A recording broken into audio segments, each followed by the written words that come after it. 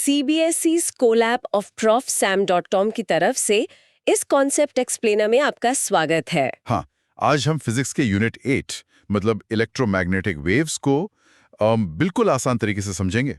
मेरा वादा है इसके बाद ये चैप्टर हमेशा के लिए याद हो जाएगा और जो भी डर है वो निकल जाएगा। चलिए शुरू करते हैं। एक बहुत सिंपल सा सवाल है, हम सब वाईफाई, ब्लूटूथ या मोबाइल फोन यूज करते हैं। हाँ, रोज ही करते हैं। कभी सोचा है कि बिना किसी तार के मतलब बिना किसी वायर के डेटा या आवाज एक जगह से दूसरी जगह पहुंच कैसे जाती है? ये हवा में ट्रैवल कैसे करती है? हाँ, ये तो मैंने सोचा है। कभी कभी तो मैजिक जैसा लगता है। मतलब वायर्स के बिना सिग्नल कैसे जा सकता है। बिल्कुल। और एक और सरप्राइजिंग बात बताऊं? बताइए। जो रेडियो सिग्नल्स हैं और जो रोशनी मतलब लाइट हम अपनी आंखों से देखते हैं, वो असल में एक ही चीज से बनी है। क्या लाइट और रेडियो वेव्स एक ही हैं? ये कैसे हो सकता है? एक तो हमें दिखती है, दूसरी नहीं। एग्जैक्टली, यही तो सवाल है। और इसी कैसे का जवाब है इलेक्ट्रोमैग्नेटिक वेव्स। चलो आज इसी पजल को सॉल्व करते हैं। ठीक है। देखो, सबसे आसान शब्दों में इलेक्ट्रोमैग्नेटिक वेव एक सेल्फ सस्टेनिंग मतलब खुद को जिंदा रखने वाली डिस्टर्बेंस है। Self sustaining. हाँ, इसमें एक इलेक्ट्रिक फील्ड जिसे हम ई कहते हैं और एक मैग्नेटिक फील्ड बी एक दूसरे को लगातार बनाते रहते हैं। ये एक साइकिल जैसा है। बदलता हुआ ई फील्ड एक बी फील्ड बनाता है और फिर वो बदलता हुआ बी फील्ड वापस एक ई फील्ड बना देता है। अच्छा। इसे एक एनालॉजी से समझते हैं। सोचो एक बहुत भीड़ वाला कमरा है। एक आदमी जो समझो एक चार्ज है, वो आगे पीछे हिलना शुरू करता है। ठीक है। उसके हिलने से आसपास के लोगों पर एक धक्का लगता है। ये हुआ इलेक्ट्रिक फील्ड। अब जब लोगों को धक्का लगता है तो वो साइड में थोड़ा झूलते हैं, स्वे करते हैं। ये हुआ मैग्नेटिक फील्ड। ओके। और उनके स्वे करने से आगे वाले लोगों को धक्का लगता है। इस तरह धक्का स्वे धक्का का पैटर्न पूरे कमरे में फैल जाता है। कोई भी आदमी खुद चलकर कमरे के पार नहीं जाता, बस वो डिस्टर्बेंस आगे बढ़ती है।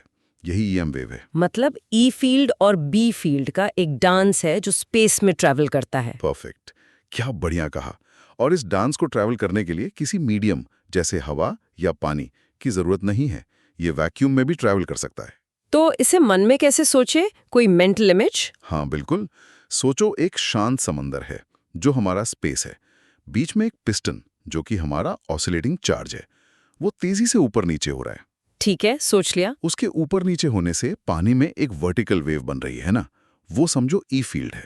और साथ ही उसके चारों तरफ पानी में एक भंवर, एक स्वर्ल भी बन रहा है, वो भी फील्ड है। अच्छा, एक वर्टिकल वेव और एक हॉरिजॉन्टल भंवर। बिल्कुल। और ये वर्टिकल वेव और भंवर दोनों एक साथ समंदर में बाहर की तरफ फैलते जाते हैं। यही है ईएम वेव। ये तो काफी क्लियर हुआ। चलो अब देखते हैं कि एनसीईआरटीज़ के बारे में क्या कहता है। ये सब शुरू हुआ जब साइंटिस्ट जेम्स क्लर्क मैक्सवेल ने एम्पियर्स लॉ में एक कमी देखी। क्या आप पढ़ सकती हैं कि वो इनकंसिस्टेंसी क्या थी? जी।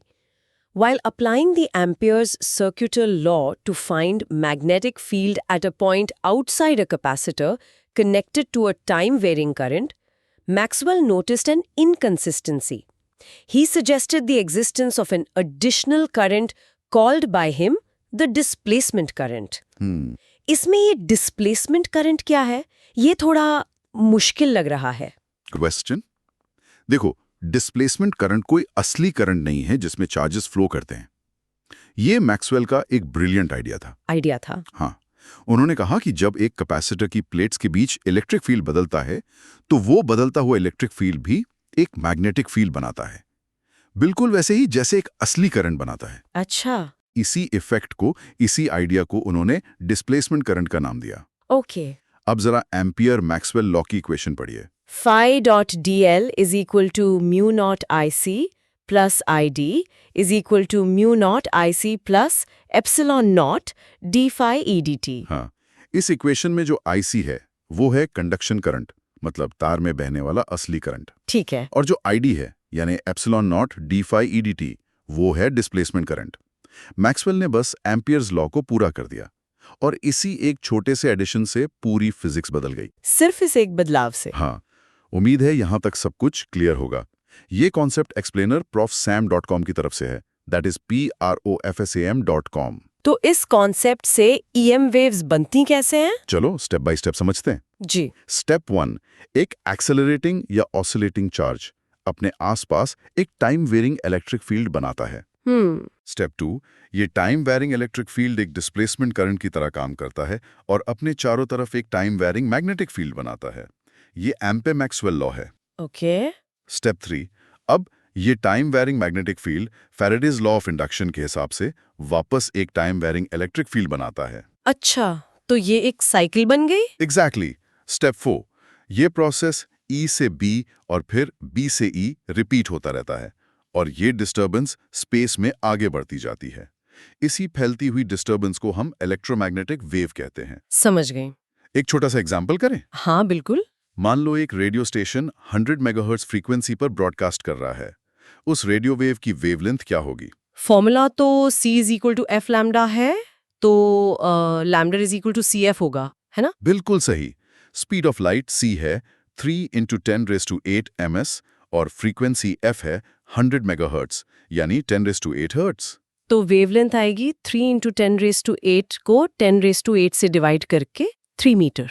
हाँ, सोचो उस रेडियो वेव की एक लहर 3 मीटर लंबी है। और देखो ये चैप्टर पिछले चैप्टर्स मतलब इलेक्ट्रिसिटी एंड मैग्नेटिज्म और अगले चैप्टर्स ऑप्टिक्स को जोड़ता है। ये बताता है कि लाइट भी एक EM वेव ही है। ये तो बहुत इंटरेस्टिंग करेक्शन है। अब कुछ ऐसी गलतियों की बात करते हैं जिनसे एग्जाम्स में मार्क्स कट जाते हैं। ओके, ये जरूरी है। गलती नंबर 1, स्टूडेंट सोचते हैं कि EM वेव्स को ट्रैवल करने के लिए मीडियम चाहिए, जैसे साउंड को हवा चाहिए। हाँ, ये तो लगता ही है। पर सच्चाई यह है कि EM वेव्स को कोई मीडियम नहीं चाहिए। वो इलेक्ट्रिक और मैग्नेटिक फील्ड्स की डिस्टर्बेंस हैं, जो वैक्यूम में सबसे तेज चलती हैं। एक बात याद रखो, EM waves are the disturbance, not disturbance of something. अच्छा, तो EM वेव्स को मीडियम की जरूरत नहीं है। Got it. गलती नंबर 2, स्टूडेंट सोचते हैं कि E फील्ड और B फील्ड दो अलग-अलग चीजें हैं जो साथ में चल रही हैं। सच्चाई यह है कि ये एक ही सिक्के के दो पहलू हैं। एक बदलता है तो दूसरा बनता है। इनको अलग नहीं किया जा सकता। हमेशा याद रखो, E and B fields are like two sides of the same coin. Okay, so they are interconnected aspects of a single phenomenon. एक ही चीज के दो हिस्से हैं। बिल्कुल। और तीसरी गलती, लाइट और रेडियो वेव्स बिल्कुल अलग-अलग चीजें हैं। हाँ, ये तो मैंने शुरू में ही कहा था। और ये कॉमन मिस्टेक है। सच्चाई यह है कि दोनों ही EM वेव्स हैं। फर्क सिर्फ फ्रीक्वेंसी और वेवलेंथ का है। रेडियो वेव्स की फ्रीक्वेंसी कम होती है, लाइट की बहुत ज्यादा। सोचो कि EM स्पेक्ट्रम एक इंद्रधनुष है और विजिबल लाइट बस उसका एक छोटा सा हिस्सा है जो हमें दिखता है। तो लाइट और रेडियो वेव्स में सिर्फ फ्रीक्वेंसी का फर्क है, पर फंडामेंटली वो एक ही चीज है। एग्जैक्टली। अब इस चैप्टर को हमेशा याद रखने के लिए कुछ ट्रिक्स बताइए। एक फ्रेज याद रखो, E and B eternally bonded, यानी इलेक्ट्रिक और मैग्नेटिक फील्ड्स हमेशा एक साथ जुड़े होते हैं। E and B eternally bonded. ठीक है।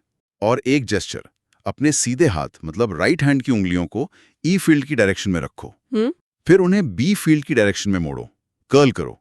तुम्हारा अंगूठा, थंब, वेव के ट्रैवल की डायरेक्शन बताएगा। अच्छा। इससे उनकी परपेंडिकुलर नेचर हमेशा याद रहेगी। E, B और प्रोपगेशन की डायरेक्शन तीनों एक दूसरे से 90 डिग्री पर होते हैं। ये तो काफी हेल्पफुल है। तो आज हमने जो भी समझा उसके 3 सबसे जरूरी एग्जाम पॉइंट्स हैं। जी। पहला, एक्सेलरेटेड चार्जेस ही इलेक्ट्रोमैग्नेटिक वेव्स प्रोड्यूस करते हैं और इन वेव्स की फ्रीक्वेंसी चार्ज के ऑसिलेशन की फ्रीक्वेंसी के बराबर होती है। ओके, पहला पॉइंट। दूसरा, इलेक्ट्रोमैग्नेटिक वेव्स में ऑसिलेटिंग इलेक्ट्रिक E और मैग्नेटिक B फील्ड्स एक दूसरे के परपेंडिकुलर होते हैं और वेव के प्रोपगेशन की डायरेक्शन के भी परपेंडिकुलर होते हैं। इसीलिए ये ट्रांसवर्स वेव्स हैं। ठीक है, दूसरा पॉइंट भी क्लियर है। और तीसरा, वैक्यूम में सभी इलेक्ट्रोमैग्नेटिक वेव्स रेडियो से गामा रेज तक एक ही स्पीड से चलती हैं, जो है speed of light c = 3 × 10⁸ ms। जाने से पहले मैं एक सवाल छोड़कर जा रहा हूं।